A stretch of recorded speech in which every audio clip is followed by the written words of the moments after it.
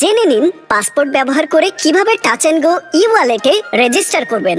নন মালয়েশিয়ানদের জন্য touch and go e wallet রেজিস্ট্রেশনের নিয়মাবলী। আপনার মালয়েশিয়ান মোবাইল নাম্বার দিন।